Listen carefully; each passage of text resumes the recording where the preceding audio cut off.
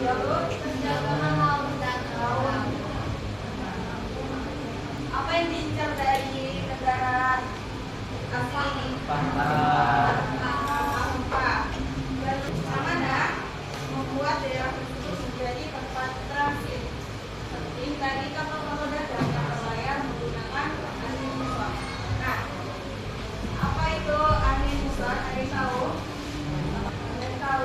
Berlayar menggunakan gabus dan menggunakan angin muson. Itu adalah angin yang selalu berganti setiap 6 bulan sekali. Jadi para pelaut dulunya itu dia sebelum berlayar untuk ke negara yang ingin mereka datangi itu menggunakan angin muson dulu. Yang mana angin muson ini menentukan antara musim kemarau dan juga musim hujan. Lanjut. Nah, kerajaan Pai ini adalah kerajaan tertua maritim yang berada di Sumatera, yang mana kerajaan Pai ini terdapat di catatan Tiongkok pada abad ke-3 Masehi.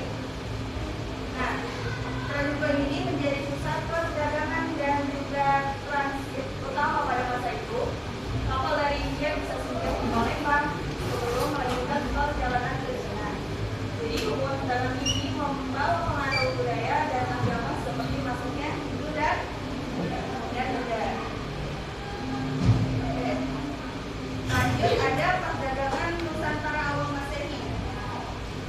Pada awal Masehi, perdagangan antara India dan China awalnya melalui jalur darat atau jalur sutra yang dikenal dengan perdagangan Kaisutra. Nah, kenapa? Ini kan awalnya mereka melalui jalur darat atau jalur sutra.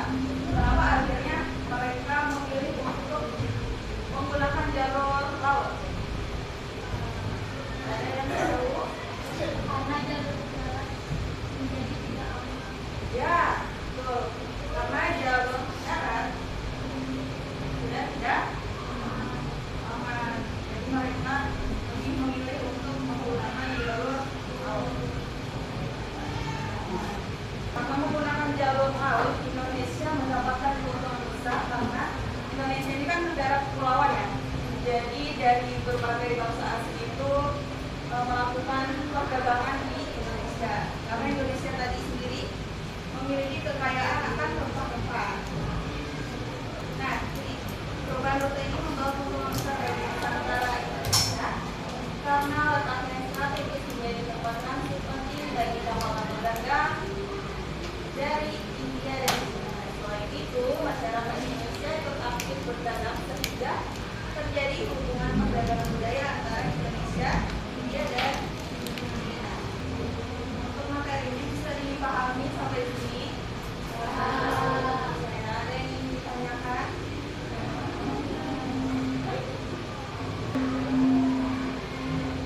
Halo sobat sekarang, hari ini kita akan belajar kisah menarik tentang jalur perdagangan Nusantara awal Masehi. Pada abad ke-3 Masehi, para pedagang dari berbagai penjuru dunia berlayar melalui lautan untuk mencapai kepulauan Nusantara kita. Awalnya, perdagangan antara India dan China dilakukan melalui jalur darat yang terkenal dengan nama jalur sutra. Dari namanya saja, kita bisa menebak komoditi utamanya kan? Betul, kain sutra dari China. Tapi tidak hanya sutra, rempah dan wangian dari Nusantara juga sangat diminati di Eropa. Nah, yang menarik itu, sejak awal Masehi, para pedagang mulai beralih menggunakan jalur laut. Kenapa? Karena jalur darat di Asia Tenggara sudah tidak aman untuk dilalui. Perubahan ini membuat Nusantara semakin ramai dikunjungi kapal-kapal dagang, terutama pada abad 5 hingga 7 Masehi. Pelabuhan-pelabuhan di Nusantara menjadi tempat pertemuan pedagang dari berbagai bangsa. Terima kasih. Sudah menyimak sejarah. Baik. Oke, karena sudah selesai dan menjelaskan materi.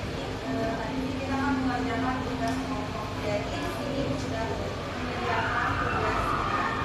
Itu kelompok 1 membahas tentang pengaruh kondisi geografis Nusantara. Kelompok 2 membahas peran angin muson dalam pelayaran, dan kelompok 3 transisi jalur sutra ke jalur laut, dan yang terakhir kelompok 4 perkembangan perdagangan laut Nusantara. Nah, siapa mau ngomong satu? Kelompok dua? Kelompok tiga?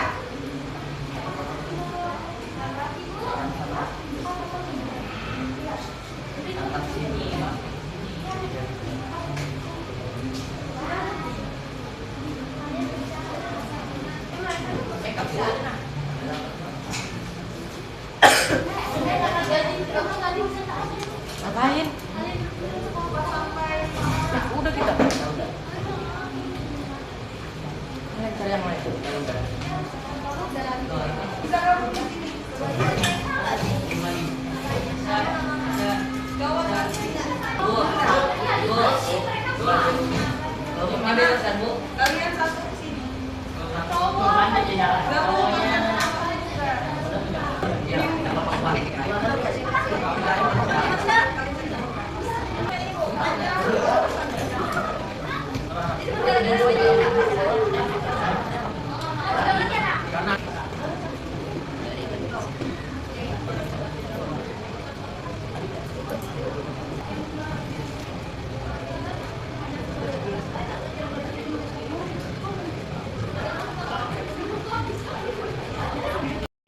sudah semua. Silakan nomor satu. Perwakilan aja.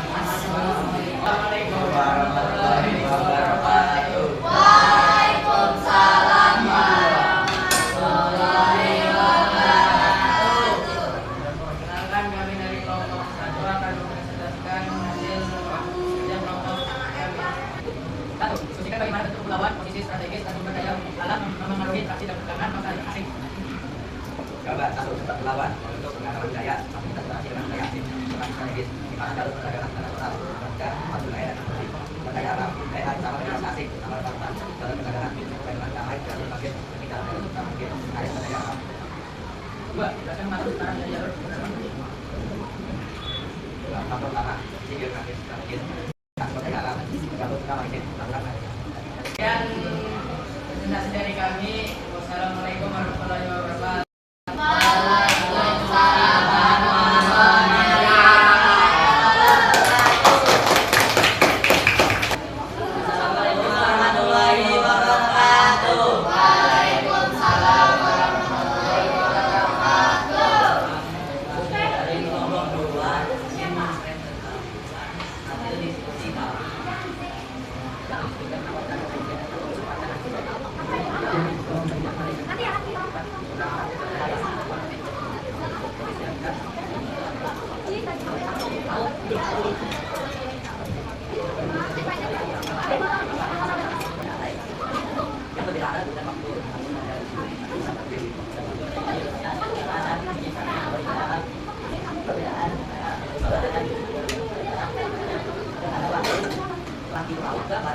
Jadi kita membawa banyak perintah relatif tentang wilayah dan hal-hal.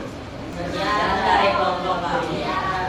Assalamualaikum warahmatullahi wabarakatuh. Waalaikumsalam warahmatullahi wabarakatuh.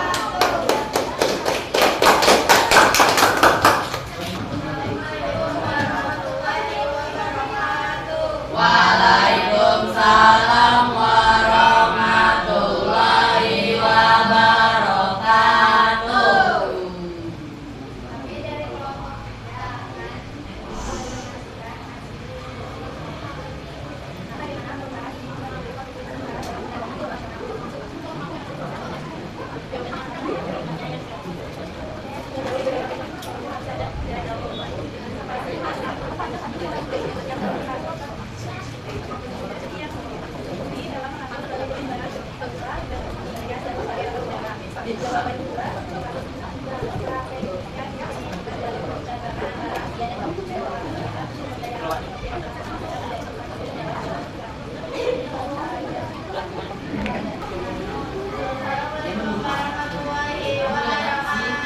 Waalaikumsalam warahmatullahi wabarakatuh.